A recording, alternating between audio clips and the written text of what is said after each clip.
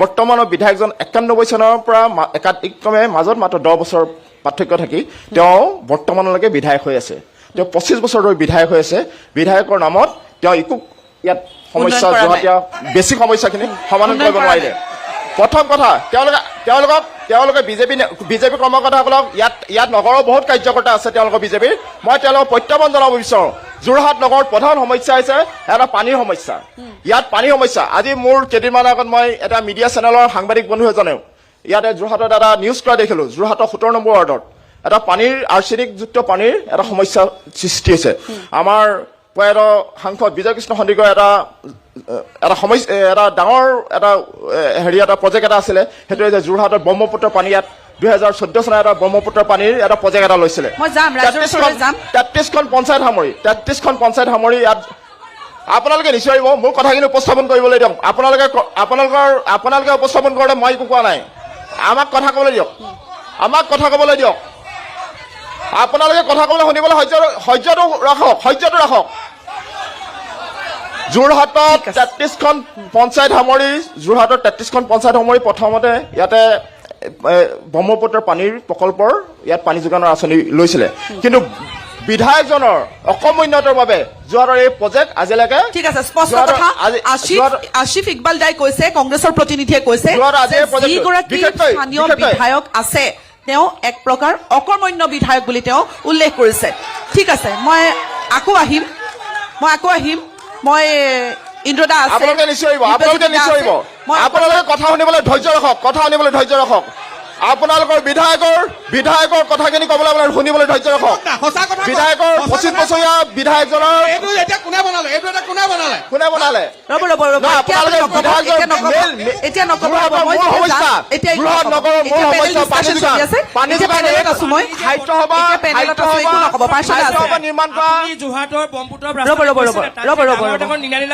এতিয়া একো নক'ব মই যাম পাৰ্ষদা আছে ৰিপ্লাই দিবলৈ পাৰ্ষদা আছে কথা সলনি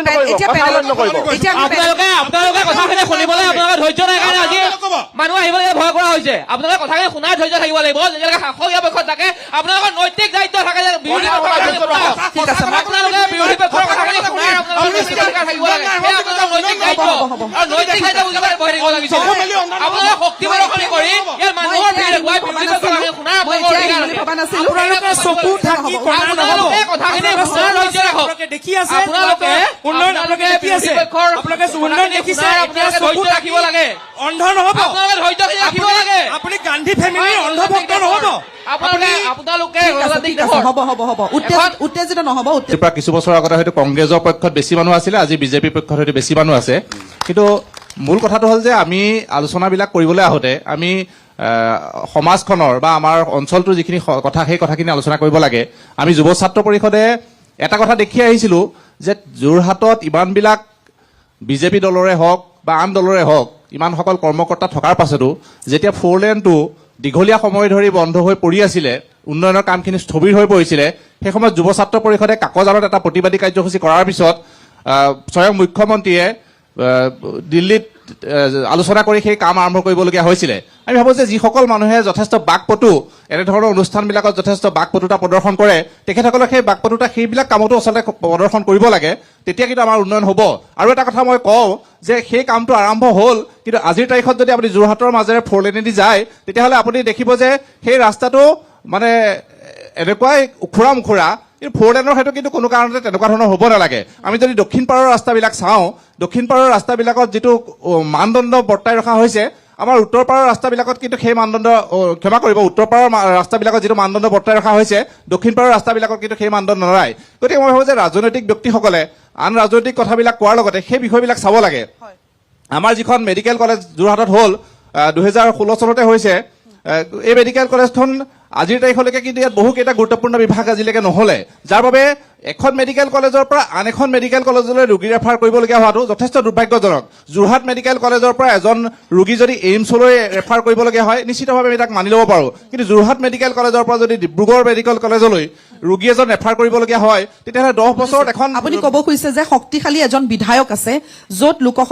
যোৰহাট লোকসভা সমষ্টিৰ এগৰাকী সাংসদ আছে ত'ত যেনেধৰণে উন্নয়ন হ'ব লাগিছিল তেনেধৰণে হোৱা নাই প্ৰতিবাদ কৰোঁ সেই সময়ত আমি এটা শ্লোগান দিওঁ যে বাক স্বাধীনতা আমাক ঘূৰাই লাগে কথা কোৱাৰ অধিকাৰ আমাক ঘূৰাই লাগে তাৰ কথা আমি তাৰ প্ৰমাণ আজি দিব নালাগে তাৰ প্ৰমাণ আজি বিজেপি দলৰ তেওঁলোকৰ প্ৰাৰ্থী তেওঁলোকৰ যিসকল প্ৰতিনিধি আহিছে তেওঁলোকে তাৰ জল তাৰ প্ৰমাণ তেওঁলোকে নিজে ইয়াত দিছে সমগ্ৰ অসমবাসীয়ে সেই পৰিস্থিতি আজি দেখিছে দ্বিতীয়তে মই ক'ব বিচাৰিছো যে তেওঁলোকে যোৰহাট সমষ্টিৰ উন্নয়নৰ কথা কয় কিন্তু যোৰহাট সমষ্টিত বিগত 10 বছৰে তিনিখন ক'বলৈ সুবিধা দিয়ক ক্ষন্তে সময় আপোনালোকক অনুৰোধ জনাইছো আপোনালোকে ক্ষন্তে সময় ধৈৰ্যৰে সমালোচনাসমূহ গ্ৰহণ কৰক যিহেতু আপোনালোকে কথা নুশুনে জনতাৰ সেয়েহে জনতা আজিৰ তাৰিখত 70 লাখখন ৰেচন কাৰ্ড অসমে পাবলগীয়া হৈছে সেয়া দুৰ্ভাগ্যৰ সেয়া উন্নয়নৰ বিষয় নহয় দ্বিতীয়তে এই বছৰ নিৰ্বাচনত অসমৰ জনসাধাৰণে বিজেপিৰ এনেধৰণৰ প্ৰতিনিধি এনেধৰণৰ লোকৰ মন্তব্য শুনি ভোট নিদিয়ে এই বছৰ জনসাধাৰণে ভোট দিব তেওঁলোকৰ ঘৰৰ কাষৰ শিশুজন তেওঁলোকৰ ঘৰৰ কাষৰ ব্যক্তিজন যেতিয়া ৰোগত আক্ৰান্ত হৈছিলে তেতিয়া তেওঁলোকে মেডিকেল কলেজখনলৈ যাওঁতে স্বাস্থ্য শিবিৰলৈ যাওঁতে কিসমূহ সুবিধা লাভ কৰিছিলে তেওঁলোকে যেতিয়া কেঞ্চাৰ অথবা ডাঙৰ কিবা অসুখত ভোগ কৰিছিলে তেতিয়া তেওঁলোকে কিমানখিনি বিনামূলীয়া চিকিৎসা লাভ কৰিছিলে সেই বিষয়ে চাৰি জাৰি তেওঁলোকে ভোটদান কৰিব যেতিয়া তেওঁলোকৰ ককা আইতাকৰ দিনত আজুপুৰুষৰ দিনত তেওঁলোকৰ যেতিয়া আজুপুৰুষৰ দিনত যেতিয়া তেওঁলোকে এখন স্কুল প্ৰতিষ্ঠা কৰিছে তেতিয়া সেই স্কুলখন বন্ধ কৰি দিলে সেই অঞ্চলৰ ছাত্ৰ ছাত্ৰীসকল ক'ত পঢ়িব সেই বিষয়সমূহ তেওঁলোকে চৰ্চা কৰি এবাৰ ভোট প্ৰদান কৰিব বুলি আমি জনসাধাৰণক অনুৰোধ জনাইছো ধন্যবাদ ঠিক আছে মই আকৌ আহিম হেল্ল' বাইদেউ মই এটা কথা ক'বলৈ বিচাৰিছো আমাৰ বিজেপি দলৰ যিসকল সন্মানীয় সদস্য আছে আপোনালোকক মই সন্মান সহকাৰে এটা কথা ক'বলৈ বিচাৰিছো যে এতিয়া এজন প্ৰতিনিধিয়ে ক'লে আমাৰ যিজন যুৱ কংগ্ৰেছৰ প্ৰতিনিধিয়ে কথা কৈ থাকোঁতে তেওঁ ক'লে যে আপোনাৰ পৰিয়ালত অৰুণোদয় পাইছেনে নাই পোৱা এই অৰুণোদয় পালেনে বুলি যে ক'লে কথাটো অৰুণোদয় চৰকাৰে কাৰ পইচাৰে দিয়ে অৰুণোদয় কাৰ পইচাৰে দিয়ে চৰকাৰখন বিজেপিৰ নে অসমৰ চৰকাৰ নে বিজেপি চৰকাৰ অসম চৰকাৰ নে বিজেপি চৰকাৰ প্ৰশ্নটো উত্তৰ দিয়ক অসম চৰকাৰ নে বিজেপি চৰকাৰ নে অসম চৰকাৰ প্ৰথমতে মই আপোনালোকক আমাৰ ভাৰতীয় জাতীয় কংগ্ৰেছ দলৰ পৰা আপোনালোকক এটা অনুৰোধ কৰিছোঁ আমি আজি য'ত থিয় হৈ আছোঁ আপোনালোকে এবাৰ আমি সকলোৱে ভাবিব লাগিব যে এইটো আমি যেনেকৈ স্বাভিমানৰ কথা ক'লে নাই কোৱা জানো স্বাভিমানৰ কথা ক'লে যে আমি অসম সাহিত্য সভাৰ ভ্ৰমণত বহি আছোঁ আমি এইবাৰ ভাৰতীয় জাতীয় কংগ্ৰেছ দলে আমি কি ইছ্যু লৈ যাম আপোনালোকক কৈছোঁ যে আমাৰ আজিৰ যিটো পৰিৱেশ হৈছে আমি অসমীয়াক চিনি নোপোৱা যিটো পৰিৱেশ হৈছে এই পৰিৱেশটো লৈ আমি এইবাৰ ৰাইজৰ মাজত যাম পানী যোগান আঁচনিৰ কথা ক'লে এক মিনিট মই ক'ব বিচাৰিছোঁ যে বিজেপি চৰকাৰ অহাৰ আগত এটা শ্লোগান দিছিলে হৰ ঘৰ নল জল জীৱন মিছনৰ জৰিয়তে আমাৰ গ্ৰাম্যাঞ্চলত প্ৰতি ঘৰ গৃহস্থী ঘৰত কিমান টকাকে কালেকশ্যন কৰিলে আৰু এতিয়া যোৰহাটত কিমান ঘৰে পানী পালে এই কথাটো আমাক উত্তৰ লাগে ঠিক আছে মই সাংবাদিকসকলৰ ওচৰলৈ আহিম বাইদেউ কওকচোন অৰুণোদয় পাইছেনে নাই বাইদেউ উত্তৰ কেইটাও দিবলৈ আছে কথা ক'লে মোক কওকচোন মোৰ পঞ্চায়তত আপোনালোকৰ কাউন্সিলাৰজন আছে খাৰা হ'বলৈ কওক 15 নং পঞ্চায়তত খাৰা হ'বলৈ কওক তেখেতক ৰ'ব আপোনাক কোৱা নাই মই 15 নং পঞ্চায়তৰ কাউন্সিলাৰজন উঠক আপুনি নালাগে ক'ব আপোনাক মই সোধা নাই পঞ্চায়তৰ 15 নং পঞ্চায়তৰ কাউন্সিলাৰজনক উঠিবলৈ কওক কোনে পাইছে মোক কওক যি ঘৰ পাব নালাগে সেই ঘৰ পোৱা নাই যি ঘৰ একে ঘৰ দুজনীয়ে পাইছে কি কথা ক'বলৈ আহিছে 1250 টকা দি আমাক ঠগিবলৈ নাহিব মামীৰ সম্পত্তি কিমান জানেনে আপোনালোকে কথা ক'বলৈ আহিছে 15 নং পঞ্চায়তৰ কাউন্সিলাৰজনক উঠাই দিয়ক ঠিক আছে বাইদেউ বহক সকলো যে যোৰহাটত থকা পানীৰ যিটো ব্যৱস্থা সেইটো ব্যৱস্থা তাহানি দিনৰ পৰা আজিলৈকে বেয়া হৈ আছে গতিকে পানীৰ ব্যৱস্থাটো আমাৰ সুনিশ্চিত এতিয়ালৈকে কৰিব পৰা নাই আৰু তাক মানি ল'ব লাগিব বিজেপিয়ে আৰু কথাটো হ'ল যে বিজেপি চৰকাৰে গোটেই গভৰ্ণমেণ্ট যিমানখিনি স্কুল আছিলে সকলো বন্ধ কৰি 400 কিমানখন প্ৰাইভেট স্কুল খুলিছে যাৰ ফলত দুখীয়া শ্ৰেণীৰ মানুহে এতিয়া পঢ়িবলৈ নোৱাৰা হ'ব যাৰ ফলত আমাৰ স্কুলৰ বিল্ডিং বহুত ভাল বনাইছে এতিয়া বিজেপি চৰকাৰ দিনত কোনো স্কুল বন্ধ হোৱাৰ কথা নক'ব দেই বিল্ডিং কোনোবা এখন স্কুলৰ বিল্ডিং বনাই লাভ নাই কিন্তু গাঁৱে স্কুল থাকিব লাগিব শিক্ষাৰ কাৰণে গাঁৱে স্কুল আপুনি হয়তো চকু মুদি আছে যে বাগানত হাই ছেকেণ্ডাৰী হৈছে বাগানত হাই ছেকেণ্ডেৰী হৈছে গাঁৱে গাঁৱে বাগানৰ এখন বাগানৰ গাঁৱে গাঁৱে উদাহৰণে আপুনি ঘূৰা নাই আপুনি অকল মালৱালী ৰাস্তাটো ইছ্যু নকৰিব অকল মালৱালী ৰাস্তাটো অসম চৰকাৰৰ ওপৰত ইছ্যু নকৰিব আপুনি গাঁৱে গাঁৱক দল কৰিছে গাঁৱত দল কৰিছে গাঁৱত সোমাব দল কৰিছে বাগানত সোমাব তেতিয়াহে উন্নয়ন দেখিব বাগান কেইখনৰ আপোনাৰ হায়াৰ ছেকেণ্ডেৰী এখন বাগানৰ হায়াৰ কেলে আপুনি কেইখন বাগানত গৈছে আপুনি কেইখন বাগানত গৈছে গভৰ্ণমেণ্ট স্কুল বন্ধ কৰি প্ৰাইভেট স্কুল অযুক্তিকৰ কথা নিছে অনাৰ কাৰণে মই ক'বলগীয়া হৈছে ডেভেলপমেণ্ট হৈ আছে ডেভেলপমেণ্ট কি হৈছে নিবনুৱা সমস্যা বাঢ়িছে দীপাংকৰ বিদ্যালয় স্কুলখন এই বছৰে আপুনি পিছফালে গছ চাওক আপুনি এবাৰ মূৰটো উঠাই কৈছে আপুনি এবাৰ বেক চাইডে চাওক গছখন চাওক 1.5 লাখ চাকৰি পালে আপুনি এবাৰ গছ পইচাখন চাওক একে বছৰে আপুনি নিবনুৱা গছ পইচা আপুনি দীপাংকৰ স্কুল চাওক একো কৰিব পৰা নাই এগ্ৰিকালচাৰ ইউনিভাৰ্চিটি আপুনি টেপ পাই থাকিব তাৰমানে কাম নহ'ব আপোনাৰ আপুনি পাই আছে স্কুল চাই লওক বনি আছে বহুত স্কুল বন্ধ কৰি দিছে 27 বছৰ স্কুল কৰা মানুহজন মই মোৰ স্কুল বন্ধ কৰি মোক খেদি দিলে মই আপোনালোকৰ চেনেলত মুখ্যমন্ত্ৰী কোৱাৰ কাৰণে মোৰ ওপৰত 4খন কেছ লগাই দিলে আপোনাৰ স্কুলত দুৰ্নীতি হৈছিলে সেইটো কাৰণে বন্ধ কৰিলে আপোনাৰ স্কুলত শিক্ষা আপোনালোকৰ শিক্ষা দিয়া গ'ল শিক্ষা আপুনি ল'ব লাগিব আপোনাৰ সেইটোৱে নাই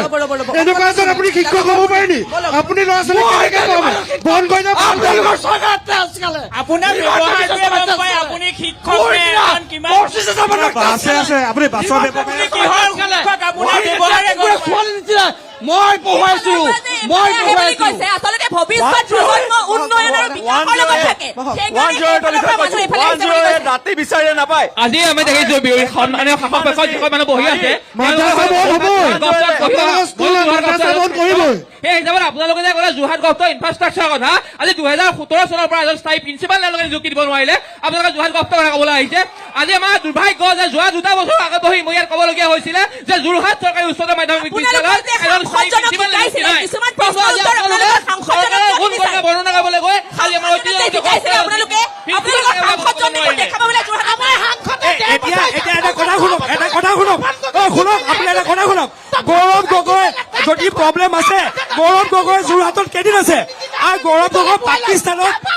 গগৈ পাকিস্তানত 10 দিন আছে গৌৰৱ গগৈ পাকিস্তানত আপোনাৰ গৌৰৱ গগৈ 10 দিন পাকিস্তানত আছে ইয়াত কি হৈছে যোৰহাটত তেখেতৰ দৰকাৰ নাই তেখেত অকল গা কাটিব আহিছে যদি কিবা প্ৰব্লেম আছে গৌৰৱ গগৈ নাহে কেলে যোৰহাটলে গৌৰৱ গগৈ নিজৰ হিন্দু ল'ৰাটো খ্ৰীষ্টিয়ান বনালে তাতকে লাজৰ বস্তু একো নাই এতিয়া গৌৰৱ গগৈ কংগ্ৰেছে যদি ভাল কাম কৰিছে মই কংগ্ৰেছক ভাল বুলি কৈছো বিজেপিয়ে ভাল কাম কৰিছে বিজেপিক ভাল বুলি কৈছো বিজেপিয়ে বেয়া কাম কৰিছে সন্মুখৰ পৰা বেয়া বুলি কৈছো কংগ্ৰেছে ভাল বেয়া কাম কৰিছে সন্মুখৰ পৰা চৰকাৰ থকাৰ কথা কৈ আছো মই তাৰ বাবে জেললৈ থানালৈ যাব লগা জেল পোৱাগে নাই থানালৈ যাব লগা হৈছে কংগ্ৰেছৰ দিনত তাৰ পিছতো মই এইটো সৎসাহস ৰাখিছো যে ভাল কাম কৰাজনক ভাল বুলি ক'ব লাগে বেয়া কাম কৰাজনক একদম সন্মুখৰ পৰা বেয়া বুলি ক'ব পৰা সাহস থাকিব লাগে তেতিয়াই গণতন্ত্ৰখন সবল হ'ব এতিয়া এই মুহূৰ্তৰ এগৰাকী কেবিনেট মন্ত্ৰী জয়ন্ত মল্ল বৰুৱা যেতিয়া কংগ্ৰেছৰ আছিল কংগ্ৰেছৰ মন্ত্ৰী হৈ আছিল নলবাৰীত আমাৰ এখন অধিৱেশন হৈছিল জয়ন্ত মল্ল বৰুৱাৰ এটা কথা মোৰ বেছি ভাল লাগে আজিও এইটো সেই ডাইলগটো মোৰ প্ৰিয় আমাৰ প্ৰতিনিধি সভাখন উদ্বোধন কৰি তেওঁ কৈছিল যে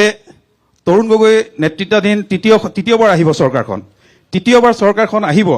পাৰ্মিনেণ্ট কাম কৰা হৈছে পাৰ্মিনেণ্ট কাম কৰিলে স্থায়ী কাম কৰিলে মানুহে আমাক ভোট নিদিয়ে প্ৰথম 3 বছৰ মই নলবাৰীৰ বিৰোধীয়ে কৰা কাম সকলোৱে যিবোৰ ভাল কাম কথা ক'ব সেইবোৰ মই মানিম আৰু সেই কথাবোৰ মই কৰিম কিন্তু লাষ্ট 2 বছৰ মই কৰিম সূতা কম্বল বিলাব লাগিব সূতা কম্বল বিলালেহে আমাক ৰাইজে ভোট দিব এইটো জয়ন্ত মল্ল বৰুৱাই প্ৰতিনিধি সভাত কৈছিল এই কথাটো নাই মোৰ কথাটো শুনি লওক আটাইতকৈ ডাঙৰ কথাটো কি মই এই কথাটো আকৌ এটা কথা মই কৈ ল'ব খুজিছিলোঁ থাকি গ'ল তেতিয়া আপোনালোকে বুজিব যেতিয়া সঁচা কথা এটা মানুহে কয় সেই সঁচা কথাটো ক'লে কাৰোবাৰ গাত লাগিলে আমাক গালি পাৰে বাতৰি মই ক'লো যে বাতৰি কাকতত লিখাৰ সাহস মোৰ আজিও আছে যে সঁচা কথা এটা যেতিয়া কম কংগ্ৰেছৰ ফেভাৰত গুচি গ'লে কংগ্ৰেছে ভাল পাব আপোনালোকে বিৰোধীসকলে বেয়া পাব আৰু যেতিয়া বিজেপিৰ হৈ কম তেতিয়া কংগ্ৰেছে আমাক গালি পাৰে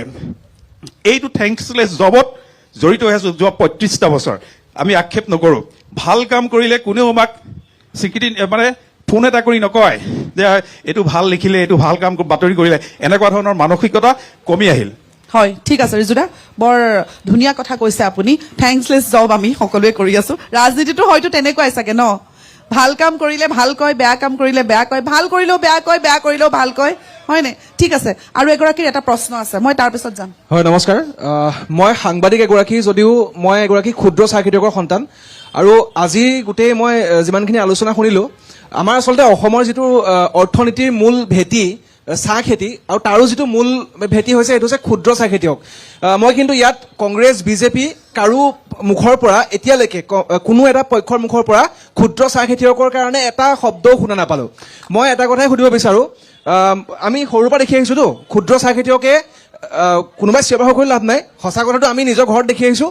আজি যদি 12 টকা, কাইলৈ 13 টকা, পৰহিলে 15 টকা, আকৌ পৰহিলে 10 টকা হ'ব পাৰে। এই গোটেই লকডাউনৰ সময়ত মাত্ৰ 50 টকা পাইছিলেগৈ, তাৰপিছত আজিলৈকে কোনোদিন 20 টকাতকৈ বেছি ডেইলি পাই পোৱা নাই। এই ক্ষুদ্ৰ চাহ খেতিয়কসকলে 12 টকা 13 টকাত চাহপাত বিক্ৰী কৰি পেলাই নিজৰ পৰিয়াল পুহিব, লেবাৰ পেমেণ্ট কৰিব নে কি কৰিব? মই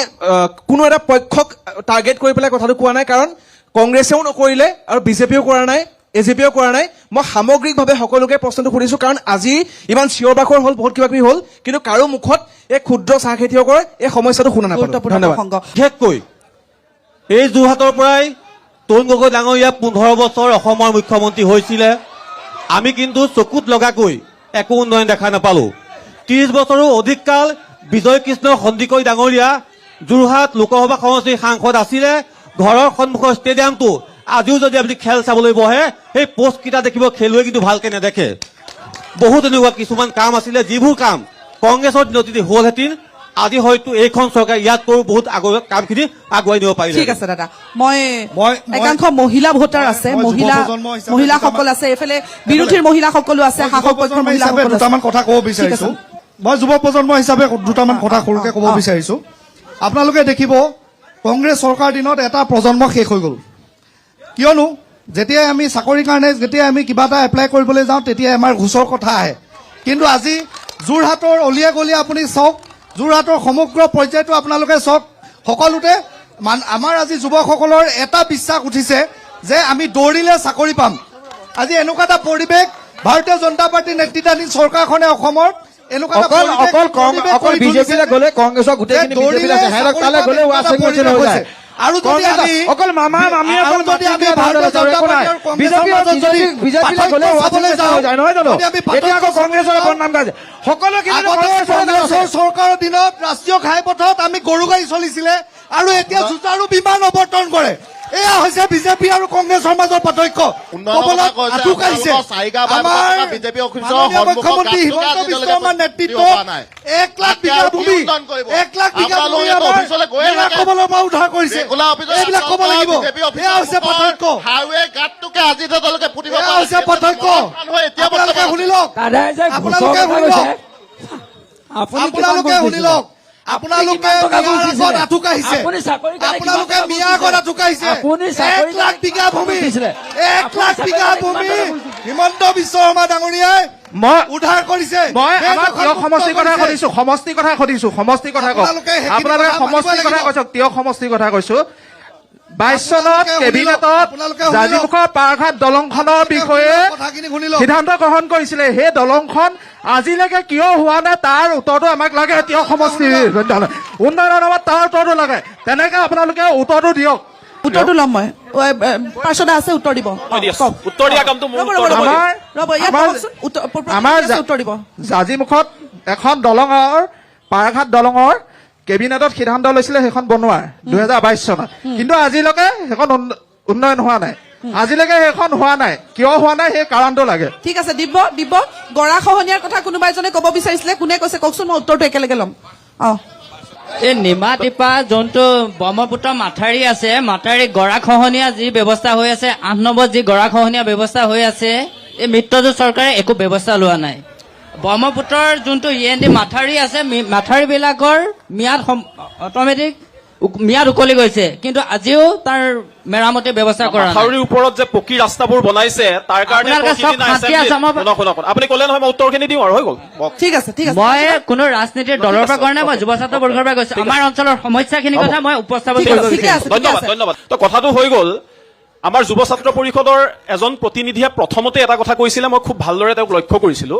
আৰু অসমৰ সন্মানীয় মুখ্যমন্ত্ৰী ডক্টৰ হিমন্ত বিশ্ব শৰ্মা ডাঙৰীয়াই যোৱা 5টা বছৰত অসমৰ জাতীয় দল সংগঠনসমূহৰ প্ৰতি তেখেতৰ যিটো সন্মান আৰু তেখেতে সকলোৰে সমস্যাৰাজিৰ ওপৰত প্ৰত্যেক সময়তে আমি দেখিছোঁ খুব ভালদৰে তেওঁলোকৰ লগত বহিছে, এটা লানি, দুটা লানি, তিনিটা লানিকে আলোচনা কৰিছে। পৰৱৰ্তী পৰ্যায়ত তেওঁলোকৰ যিখিনি সমস্যা, সেই সমস্যাবোৰ সমাধান কৰিবলৈ তেওঁ অগ্ৰসৰ হৈছে। তেখেতে কিছু সময়ৰ আগত ক'লে তেখেতসকলে আমাৰ এখন স্মাৰক পত্ৰ দিছিলে, আমাৰ 4 লেনৰ সেই সময়ত নিৰ্মীয়মান হৈ আছিলে, কিছুমান কাম কেইদিনমান স্তব্ধ হৈ আছিলে, কিবা টেণ্ডাৰৰ কথা আছিলে সেই সময়ত, কোম্পানীটোৱে কি কৰিছিলে সেইটো আমি জানো। পাছত নীতিন গাডকাৰী ডাঙৰীয়াৰ লগত আমাৰ মাননীয় মুখ্যমন্ত্ৰী ডাঙৰীয়াই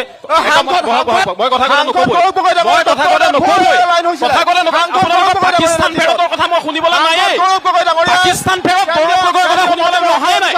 পাকিস্তান ফেৰত গৌৰৱ গগৈৰ কথা আপোনালোকৰ শুনিবলৈ অহাই নাই। পাকিস্তান ফেৰত গৌৰৱ গগৈৰ কথা শুনিবলৈ আমি অহাই নাই। পাকিস্তানী লিংকটোৰ কথা আৰম্ভ কৰাই নাই এতিয়ালৈকে। পাকিস্তানী লিংকটোৰ কথা আৰম্ভ কৰাই নাই এতিয়ালৈকে। আহি পৰক।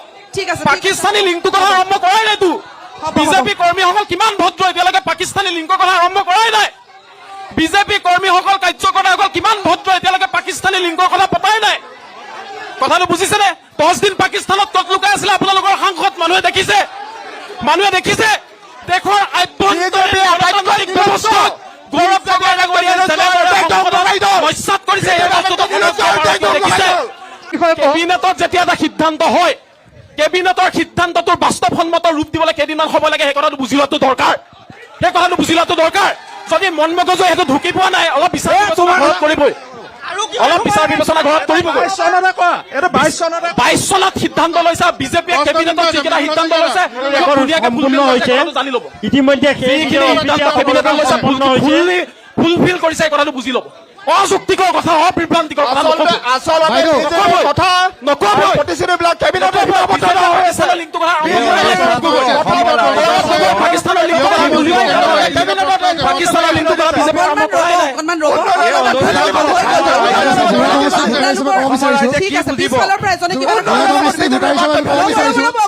পিছফালৰ পৰা কোনোবাই কিবা এটা কৈছে, কওকচোন। কংগ্ৰেছ দলে যিটো আমাৰ যোৰহাট সমষ্টিৰ বিধায়কৰ মানে পক্ষত তেখেতে যুক্তি দেখুৱাইছে, তেখেতলোকক আমি ক'ব বিচাৰিছোঁ, তেখেতলোকৰ মুখ্যমন্ত্ৰী 15 বছৰ শাসন কৰিলে তৰুণ গগৈ ডাঙৰীয়াই। কি কৰি দেখুৱালে? আপুনি নিজে ক'লে, বাইদেউ আপুনি নিজে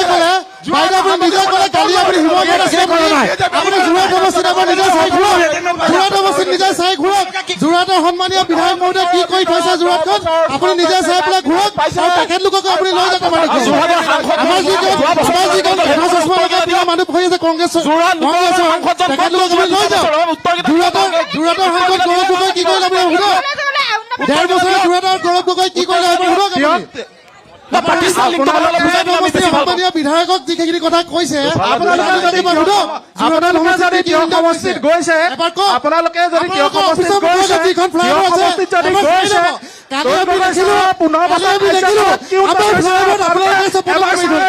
আপোনালোকে কি কৈছে?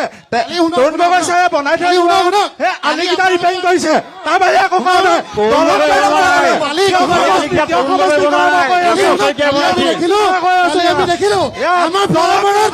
আপোনালোকে কেইখন বনালে? আপোনালোকে পুৰণি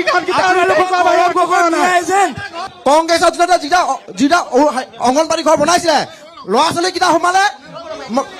মাষ্টৰনী নোসোমাই, ল'ৰা ছোৱালী কেইটা সোমালে, মাষ্টৰনী নোসোমাই, মাষ্টৰনী সোমালে, ল'ৰা ছোৱালী সোমাই। এতিয়া গোটেই গাঁৱৰ মানুহ পাৰিব, গোটেই গাঁৱৰ মানুহ পাৰিব। গৌৰৱ গগৈ আকৌ নতুনকে এটা পুঁজি পাব, আগৰ পুঁজি কেইটা কি কি কাম কৰিলে দেখাই দিয়কচোন। গৌৰৱ গগৈ 10 লাখ টকাত গোহালি বনাইছে। আপোনালোকে গৌৰৱ গগৈ পাকিস্তানী, আপোনালোকে যে কৈ আছে অসম চৰকাৰে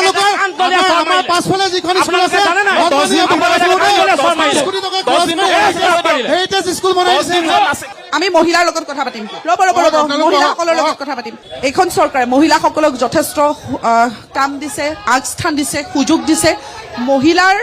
কাৰণে বহুখিনি কাম কৰিছে। মহিলাৰ সুৰক্ষাৰ ক্ষেত্ৰত, মহিলা আগবাঢ়ি যোৱাৰ ক্ষেত্ৰত, মহিলাৰ গোটেইখিনি দিশ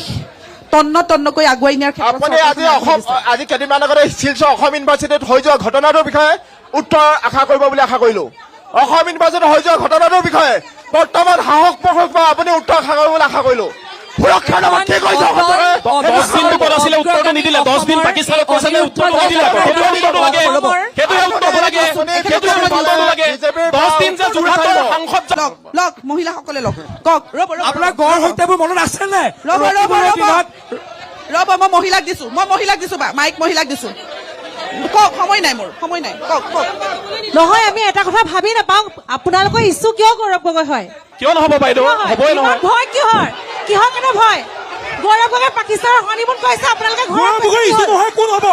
গগৈ ইছ্যু নহয় কোন হ'ব গৌৰৱ গগৈ ইছ্যু নহয় কোন হ'ব গৌৰৱ গগৈ এগৰাকী মহিলাৰ কথা কৈ আছে আপোনালোকে ভয় কৰা কোনো যুক্তি নাই আপোনালোকে যদি অকল মহিলাক সন্মান কৰিব জানে আপোনালোকে যদি অলপ মহিলাক সন্মান কৰিব জানে আপোনালোকে